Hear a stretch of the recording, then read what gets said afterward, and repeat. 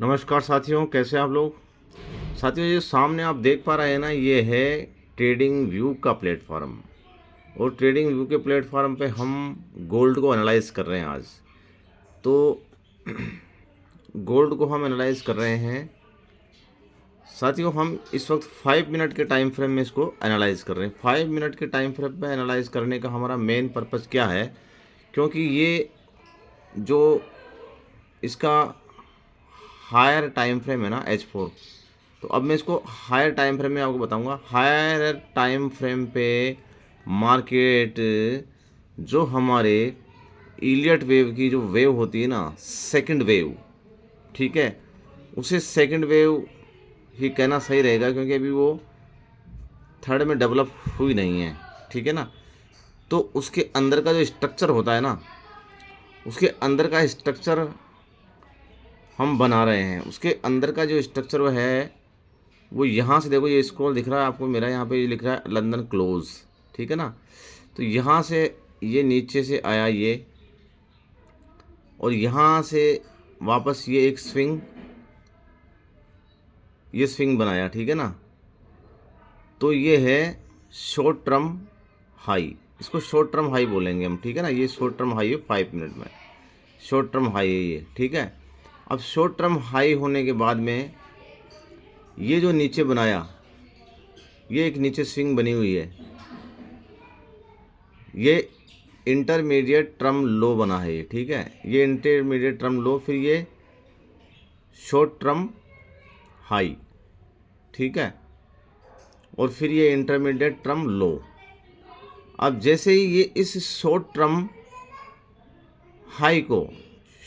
High को break करता है मार्केट, तब हमें कंफर्म कर लेना चाहिए कि मार्केट अब ऊपर की साइड में जाने वाला है। तो देखो यहाँ पे इस शॉर्ट टर्म हाई को मार्केट ने यहाँ से ब्रेक किया 5 मिनट टाइम फ्रेम में, ठीक है। यहाँ ब्रेक करके कैंडल क्लोज कर दिया, इसके ऊपर कैंडल क्लोज हो गई बारी सी, ठीक है। कैंडल क्लोज होने के बाद में ये रिटेस्ट में आया, ठीक है। अब देखो मेरे प्यारे साथियों, आपको मंडे को ट्रेड जो करनी है ना, बहुत ध्यान से सुनना इसको। आपका जो स्टॉप लॉस होगा ना, आपका स्टॉप लॉस होना चाहिए इस इंटरमीडिएट टर्म लो के नीचे। ये इंटरमीडिएट टर्म लो बना है। ये इंटरमीडिएट टर्म लो कैसे बना हुआ है, क्योंकि ये एक 3 कैंडल फॉर्मेशन बना हुआ है, ठीक है ना। देखो 3 कैंडल फॉर्मेशन कैसे बना हुआ है। ये एक कैंडल रेड वाली बनी हुई ऊपर, फिर ये एक इससे ऊपर बनी हुई, ये एक इससे बिल्कुल नीचे बनी हुई, इसके ऊपर फिर ये एक कैंडल बन गई, ठीक है। यानी कि एक उल्टा हेड एंड शोल्डर समझ लो इसे। हम कभी देखते हैं ना हेड एंड शोल्डर टाइप, तो ये आपका यहाँ पे एसएल होना चाहिए, यानी कि 2902 पे आपका एसएल होना चाहिए, और आपको यहाँ से बाई की ट्रेड बनानी चाहिए। और टारगेट कहाँ होना चाहिए आपका, टारगेट होना चाहिए आपका, फर्स्ट टारगेट होना चाहिए ये शॉर्ट टर्म हाई पे 2919 पे आपका ये टारगेट होना चाहिए, फर्स्ट टारगेट, ठीक है। और सेकंड टारगेट आपका होना चाहिए ये इंटरमीडिएट टर्म हाई, ये बना है ना ये वाला, इसको हम इंटरमीडिएट टर्म हाई कहेंगे। तो इंटरमीडिएट टर्म हाई हमारा कहाँ बना हुआ है, 2930 पे हमारा इंटरमीडिएट टर्म हाई बना हुआ है। देखो ये लर्निंग पर्पज़ वीडियो बनाया है मैंने, कुछ सीखने को मिल रहा हो आपको। आप अपने सिस्टम में स्ट्रक्चर को फाइंड करने का सोचें ज़्यादा से ज़्यादा, कि स्ट्रक्चर कैसे ब्रेक होते हैं, स्ट्रक्चर किस साइड में जा रहे हैं, हमारे बाइज क्या हैं। हमारे बाइज हमें अप साइड के नज़र आ रहे हैं। अब देखो, अब मैं इसको 4 और टाइम फ्रेम में कर रहा हूँ। जैसे हम इसको 4 और टाइम फ्रेम में करते हैं, तो देखो यहाँ पे ये जो बना हुआ है ना, इस जगह ये कैंडल नज़र आ रही है आपको, ये कैंडल है, और ये एक कैंडल नीचे बनी हुई है हैमर टाइप नीचे, ठीक है। एक मिनट मैं इन सबको हटा देता हूँ। ये जो सेशन चल रहा है ना, आपको समझ नहीं आएगा, सेशन को मैं हटा देता हूँ एक बार। सेशन को हाइड कर देते हैं हम एक बार, है ना। सेशन को हाइड करेंगे तो आपको थोड़ा सा ठीक से समझ में आ जाएगा यार। इस सेशन परेशान करेंगे हमारे को। इस सेशन को मैं हाइड कर देता हूँ एक बार। ये सेशन हमारे हाइड हो गए। अब देखो यहाँ पर ये है ना, ये जो इंटरमीडिएट टर्म लो बना हुआ है, इसके ऊपर यहाँ पे इसने कैंडल ब्रेक किया। तो अब हमारे को कंफर्म हो गया कि मार्केट हमारा अप साइड में है, समझ गए। क्योंकि जब भी हम ट्रेड लेंगे ना तो हम इसको बड़े टाइम फ्रेम पे रीड करने की कोशिश करेंगे, ठीक है। तो बड़े टाइम फ्रेम में देखो ये यहाँ पे एक फेयर वैल्यू गैप भी है, यहाँ पे इसके नीचे इस जगह की फेयर वैल्यू गैप बना हुआ है, एक फेयर वैल्यू गैप यहाँ पे नीचे है इस जगह। तो अब मेरे प्यारे साथियों,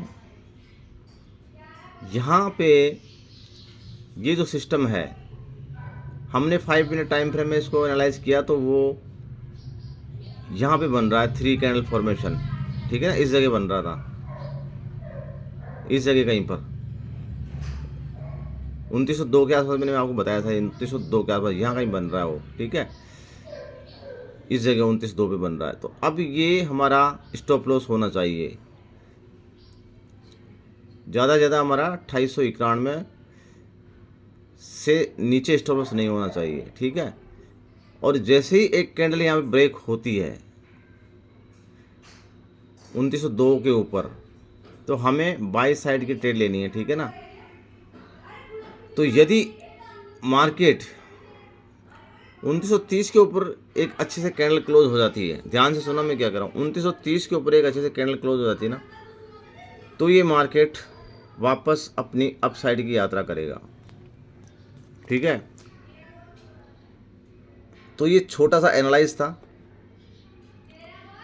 मंडे को हमें ट्रेड कैसे करनी है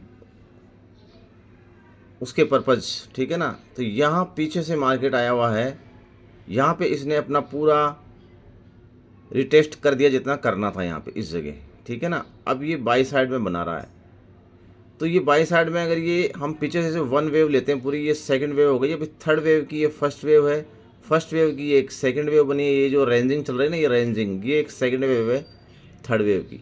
अब यहाँ से ब्रेक हो गया, अगर ऊपर जाता है, अगर H4 की एक कैंडल इस कैंडल के ऊपर, यानी कि H4 की एक कैंडल आपके इसके ऊपर, ये इसके हाई के ऊपर ये जो कैंडल है ना, यानी कि 2929 के ऊपर अगर वास्तव में एक कैंडल क्लोज हो जाती है, तो हमें यहाँ से छोटे टाइम फ्रेम में फिर बाई के ही ट्रेड ढूंढने हैं, ठीक है। जब तक ऊपर से हमें बड़े टाइम फ्रेम पे सेल की कोई कंफर्मेशन नहीं मिल जाती, तब तक हम सेल नहीं करेंगे। देखो, हम अंदाज़ा नहीं लगाते हैं कि हमें अब यहाँ से मार्केट को गिरना ही गिरना चाहिए, कि मार्केट यहाँ पर, क्योंकि मार्केट का जो सेंटिमेंट है ना गोल्ड का, अभी बाई में ही है, ठीक है। तो आपको अपना स्टॉप लॉस रखना है 2902। 2902 का स्टॉप लॉस अगर आपका ले लेता है मार्केट, तो फिर आपको एक स्ट्रक्चर बनने देना है नीचे की साइड में, फिर आप सेल साइड में बैठे। यदि 2902 का स्ट्रक्चर ब्रेक करके मार्केट वापस 2902 के ऊपर क्लोज कर देता है कैंडल बड़े टाइम फ्रेम में, तो आपको बाई साइड में बने रहना है। ध्यान से सुनना, बार बार सुनना इस वीडियो को, जब आपको समझ में आ जाएगा। क्योंकि देखो, मार्केट इतने आराम से आपको ट्रेड नहीं देने वाला है, ठीक है ना। मार्केट इतने आराम से आपको पैसा बना के नहीं देने वाला है यहाँ पे। तो यहाँ पे आपको इस सिस्टम के साथ में MACD को भी देखना है कि MACD बाई साइड का दे रहा है या सेल साइड में दे रहा है, उस हिसाब से आपको ट्रेड बनानी है, ठीक है। तो मेरे साथ बने रहने के लिए धन्यवाद। कुछ पूछना है तो आप कमेंट्स में लिख सकते हैं। और इसमें क्या है कि सेशन ट्रेडिंग होती है, जो हमारे 4 सेशन होते हैं ना, Asian session, New York session, London and London close, जो हमारे मोस्ट सेशन होते हैं फॉरेक्स में, वो 4 सेशन होते हैं। उनके अंदर फिर छोटे छोटे सेशन आते हैं, जैसे टोक्यो हो गया और सिडनी हो गया, ऐसे 2-3 सेशन और चलते हैं। लेकिन जो मेजर सेशन है हमारे 4 सेशन है। तो इन 4 सेशन की भी अलग अलग एक सिस्टम होता है कि फर्स्ट में मान लो हमारा जैसे एशियन सेशन रेंजिंग कर रहा है, तो वो हो गया एक्यूमुलेशन। क्या हो गया? रेंजिंग को क्या बोलेंगे? एक्यूमुलेशन करेगा, ठीक है। फिर वो करेगा, ऊपर की साइड में ब्रेक करेगा तो वो करेगा मैनिपुलेशन। फिर वो ऊपर से बिल्कुल नीचे की साइड में आएगा तो वो करेगा डिस्ट्रीब्यूशन। वैसे ही अगर ये वो नीचे की साइड में करेगा तो रेंजिंग से वो नीचे की साइड में एक्यूमुलेशन करके अगर वो नीचे की साइड में आता है तो फिर वो होगा मैनिपुलेशन। फिर वो ऊपर की साइड में जाता है तो वो होगा डिस्ट्रीब्यूशन। इस साइड में इस सेशन ट्रेडिंग चलती रहती है इसमें। तो ये बहुत गहरा समुद्र है मेरे साथियों, इसको आपको सब चीज़ों को कंबाइंड करके ट्रेडिंग करना पड़ेगा। एक सिस्टम से आप इसके अंदर है ना प्रॉफिटेबल नहीं रह सकते हैं। आपको इसमें प्राइस एक्शन को भी देखना पड़ेगा और RSI MACD को भी यूज़ करना पड़ेगा। जैसे ये RSI लग रहा है, देखो यहाँ पे नीचे मैंने RSI लगा रखा है, ये RSI है। अब ये RSI भी आपको कुछ बताता है, तो इसमें भी आपको मास्टरी हासिल करनी पड़ेगी। अब देखो मैं किस बेस पे कह रहा हूँ कि गोल्ड अब बाई साइड में होना चाहिए। देखो यहाँ पर ये जो कैंडल है ना, ये वाली इस जगह हमारा RSI भी बिल्कुल डाउन में है। RSI ने डाउन दे दिया यहाँ पे, ठीक है ना। डाउन देने के बाद में अप साइड में गया है और ये जो रेंज हो रही है ना पूरी, ये जो रेंजिंग चल रहा है यहाँ पे, ये जो एक्यूमुलेशन कर रहा है यहाँ पे, ठीक है ना।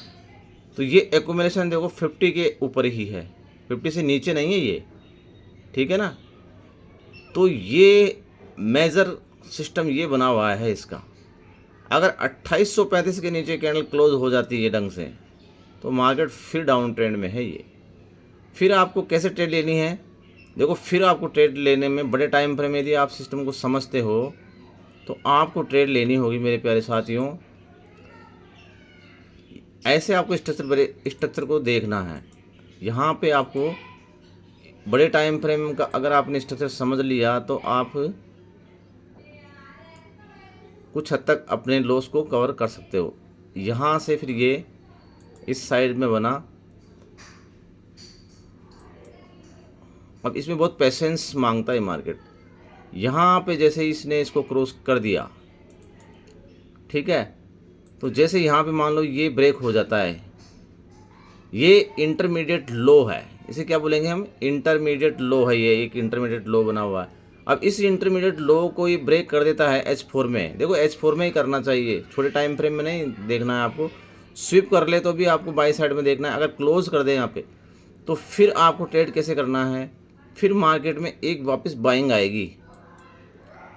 शॉर्ट टर्म हाई क्या बनाएगा ये बनाएगा शॉर्ट टर्म हाई। यहाँ पे कहीं पर वापस ऐसे ये ऐसे एक शॉर्ट टर्म हाई बनाएगा।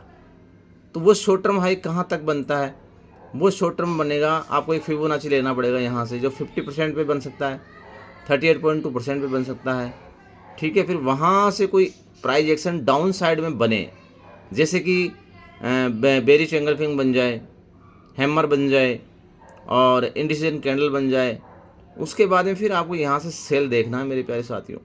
फिर छोटे टाइम फ्रेम में आपको सेल साइड की ट्रेड लेनी है।